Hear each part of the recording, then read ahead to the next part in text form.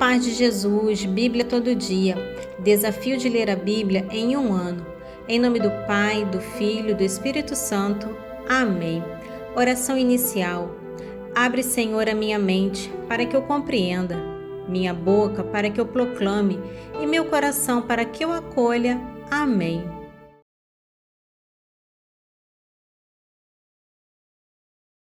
O capítulo 13 de 2 Crônicas descreve o breve reinado de Abias em Judá e a significativa guerra contra Jeroboão, rei de Israel. Abias pronuncia um discurso forte, condenando a apostasia de Israel e exaltando a fidelidade de Judá a Deus e ao sacerdócio legítimo.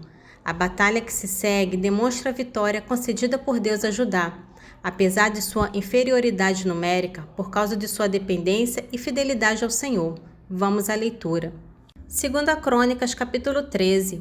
No 18º ano do reinado de Jeroboão, Abias tornou-se rei de Judá e reinou 3 anos em Jerusalém. Sua mãe chamava-se Maaca, filha de Uriel de Gabaá. Abias e Jeroboão fizeram guerra entre si. Abias encetou as operações com um exército de 400.000 valentes guerreiros de Escol. Jeroboão dispôs contra ele 800.000 valentes guerreiros de Escol. De pé no alto do monte Semaraim, que está na montanha de Efraim, Abias gritou: Escutai-me, Jeroboão e todo Israel. Não devereis vós saber que o Senhor, Deus de Israel, deu para sempre o reino de Israel a Davi e a seus filhos, em virtude de uma aliança inviolável? Jeroboão, filho de Nabate, servo de Salomão, filho de Davi, orgulhosamente revoltou-se contra seu senhor.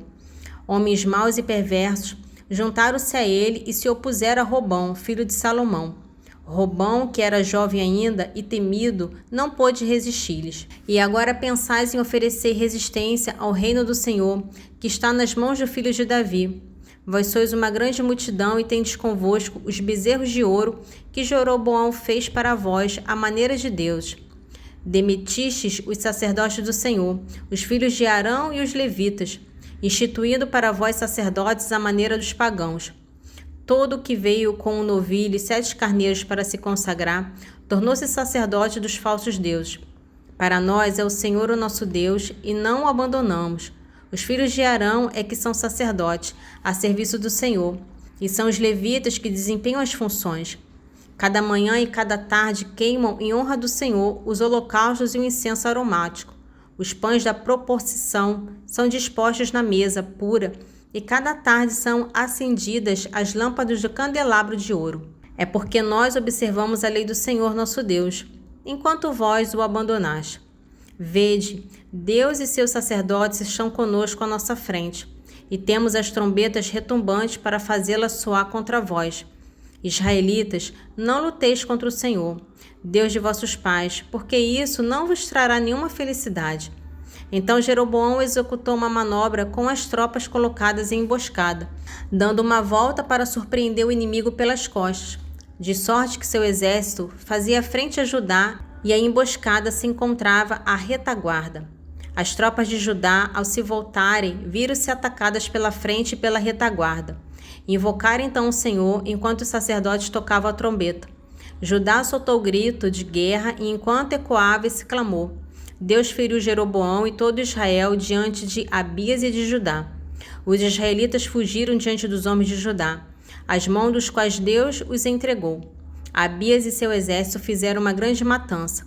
500.000 guerreiros escolhidos do campo de Israel tombaram feridos de morte.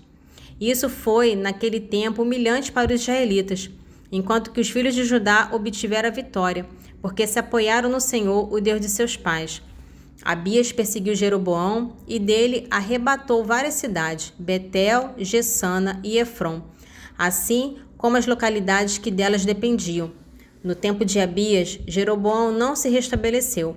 O Senhor o feriu e ele morreu, enquanto o poder de Abias aumentava. Abias tomou por esposas 14 mulheres, gerou 22 filhos e 16 filhas. O restante dos atos e feitos de Abias, assim como suas palavras, está relatado nos discursos do profeta Ado.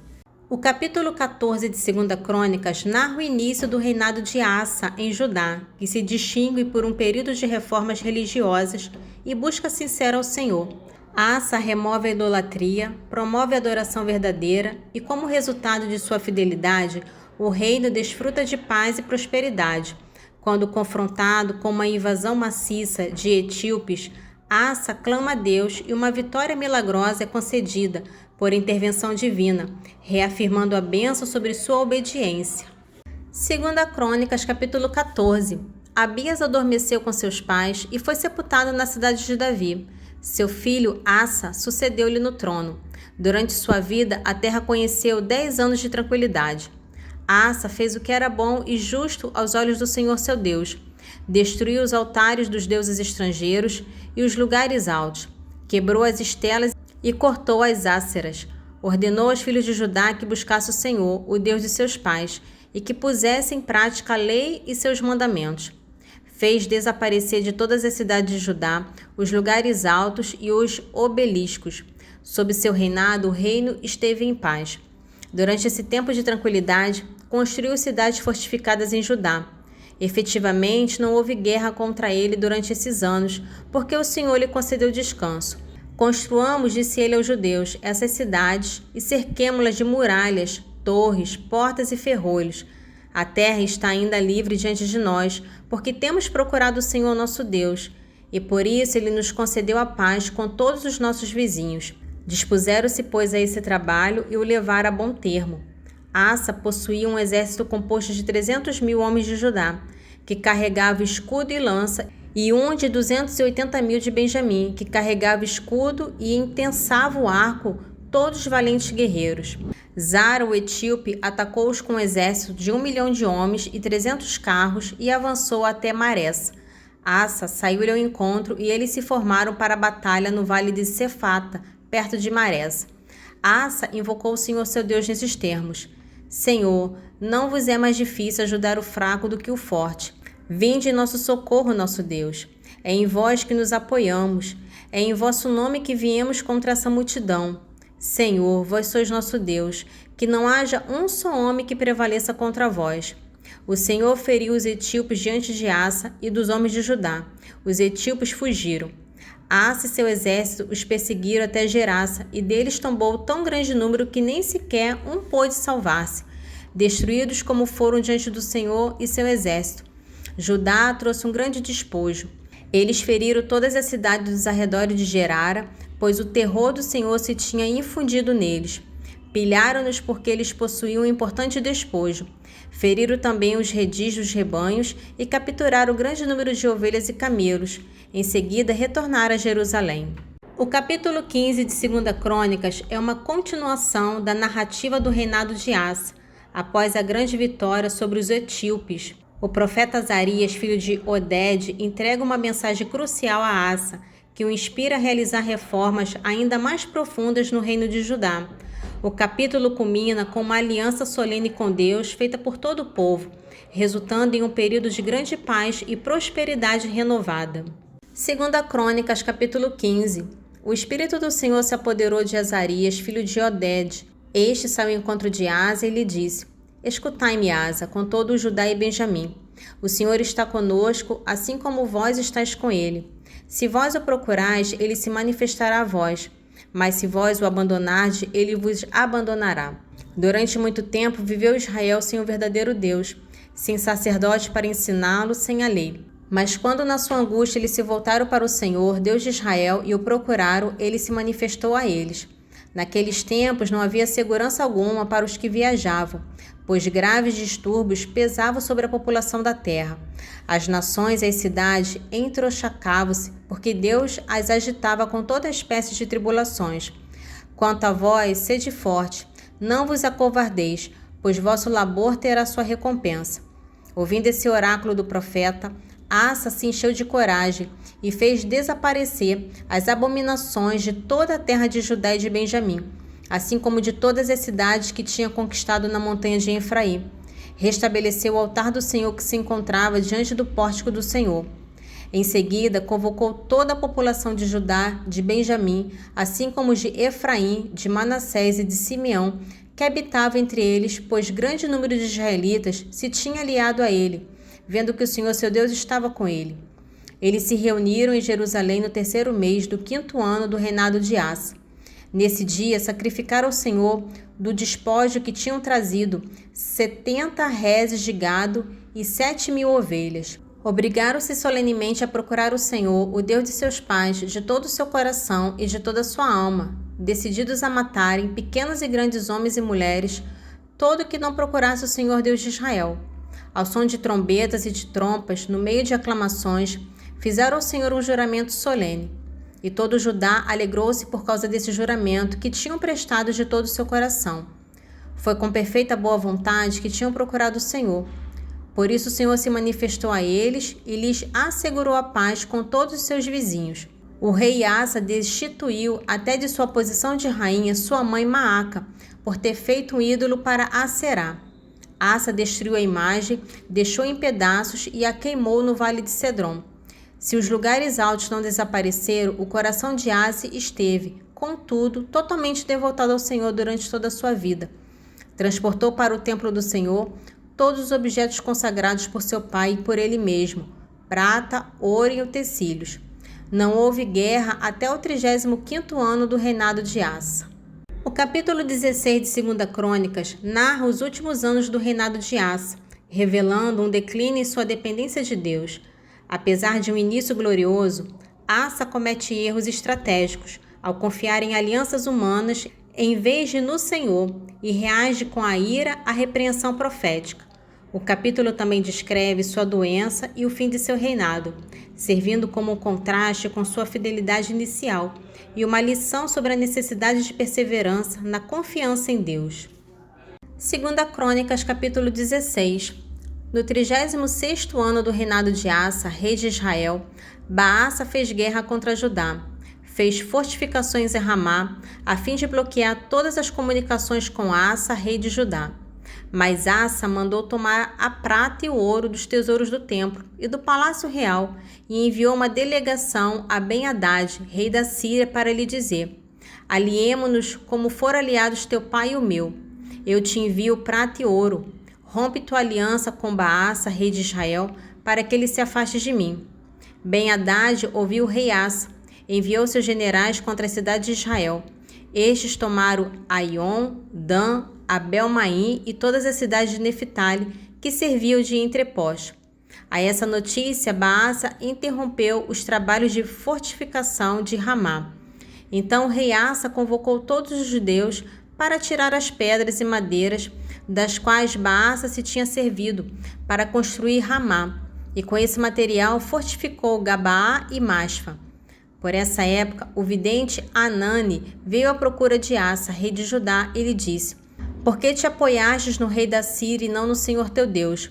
O exército da Síria escapou de tuas mãos. Não formavam os etíopes e os líbios um exército inumerável, com uma multidão de carros e cavaleiros? E contudo o Senhor os entregou a ti porque tu te apoiastes nele? Os olhos do Senhor percorrem toda a terra para sustentar aqueles cujo coração lhe é totalmente devotado. Tu te comportastes tolamente nesse negócio, pois doravante terás continuamente guerras.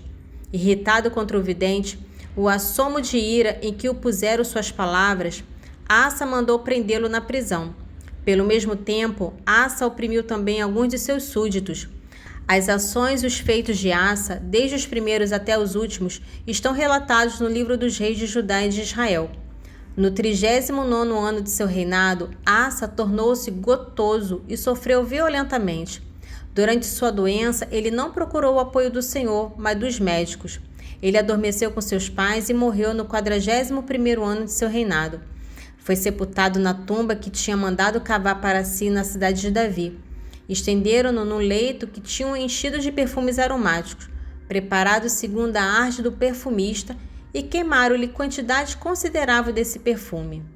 Em resumo, o discurso de Paulo em Atos capítulo 13 é um marco na teologia paulina e na história da evangelização. Paulo estabelece a continuidade da obra de Deus através da história de Israel, culminando em Jesus. Ele prova, usando as escrituras judaicas, que Jesus é o Messias e que sua morte, crucialmente sua ressurreição, cumpriram as profecias. A mensagem central é que a justificação e o perdão dos pecados são oferecidos gratuitamente através da fé em Jesus, algo que a lei de Moisés não podia proporcionar plenamente. O discurso conclui com um apelo à fé e uma advertência severa contra o desprezo da salvação oferecida. Este sermão serve como modelo de pregação apostólica e mostra a transição progressiva do cristianismo de uma seita judaica para uma fé universal. Atos dos Apóstolos, capítulo 13, dos versículos 16 ao 41. Paulo levantou-se, fez um sinal com a mão e falou: Homens de Israel, e vós que temeis a Deus, ouvi. O Deus do povo de Israel escolheu nossos pais e exaltou este povo no tempo em que habitava na terra do Egito, de onde os tirou com o poder de seu braço. Por espaço de 40 anos, alimentou-os no deserto. Destruiu 7 nações na terra de Canaã e distribuiu-lhes por sorte aquela terra durante quase 450 anos. Em seguida, lhe deu juízes até o profeta Samuel. Pediram então um rei e Deus lhes deu por 40 anos Saul, filho de Cis, da tribo de Benjamim. Depois Deus o rejeitou e mandou-lhes Davi como rei, de quem deu este testemunho: Achei Davi, filho de Jessé, homem segundo o meu coração, que fará todas as minhas vontades. De sua descendência, conforme a promessa, Deus fez sair para Israel o Salvador Jesus. João tinha pregado, desde antes da sua vinda, o batismo do arrependimento a todo o povo de Israel. Terminando a sua carreira, dizia: Eu não sou aquele que vós pensais, mas após mim virá aquele de quem não sou digno de desatar o calçado. Irmãos, filhos de Abraão, e os que entre vós temem a Deus, a nós é que foi dirigida a mensagem de salvação. Com efeito, os habitantes de Jerusalém e os seus magistrados não conheceram Jesus e, sentenciando, cumpriram os oráculos dos profetas que cada sábado são lidos. Embora não achasse nele culpa alguma de morte, pediram a Pilatos que lhe tirasse a vida. Depois de realizarem todas as coisas que dele estavam escritas, tirando do madeiro, puseram no sepulcro, mas Deus o ressuscitou dentre os mortos. Durante muitos dias apareceu àqueles que com ele subiram da Galiléia a Jerusalém, os quais até agora são testemunhas dele junto ao povo. Nós vos anunciamos a promessa feita a nossos pais. Deus a tem cumprido diante de nós, seus filhos, suscitando Jesus, como também está escrito no Salmo 2: Tu és meu filho, eu hoje te gerei. Que Deus o ressuscitou dentre os mortos, para nunca mais tornar a corrupção.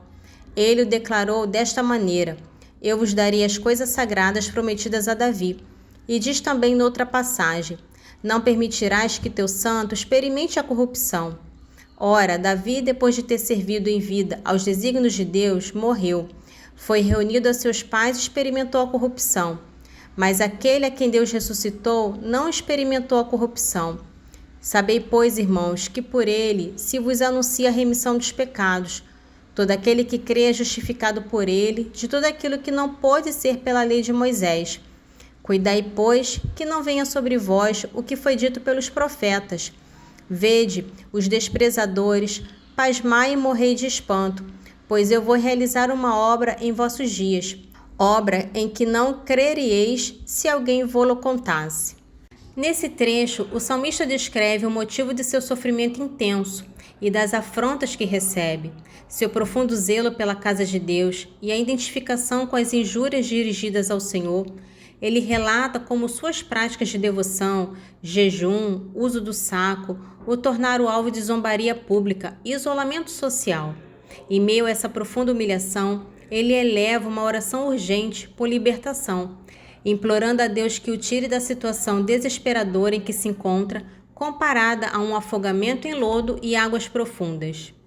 Salmo 68, dos versículos 10 ao 16. É que o zelo de vossa casa me consumiu, e os insultos dos que vos ultrajam caíram sobre mim. Por mortificar minha alma com jejuns, só recebi ultraje.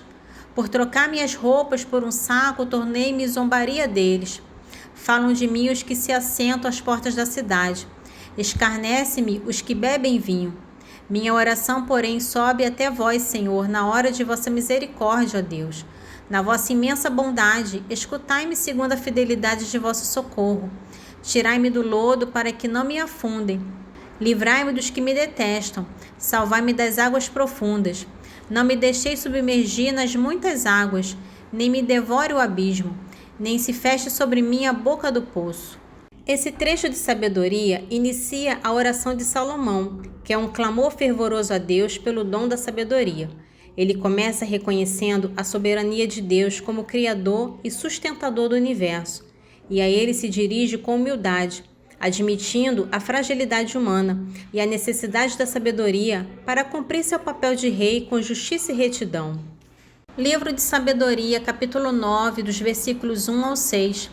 Deus de nossos pais e Senhor de misericórdia, que todas as coisas criastes pela vossa palavra, e que por vossa sabedoria formastes o homem, para ser o Senhor de todas as vossas criaturas, governar o mundo na santidade e na justiça, e proferir seu julgamento na retidão de sua alma. Dai-me a sabedoria que partilha do vosso trono, e não me rejeiteis como indigno de ser um de vossos filhos.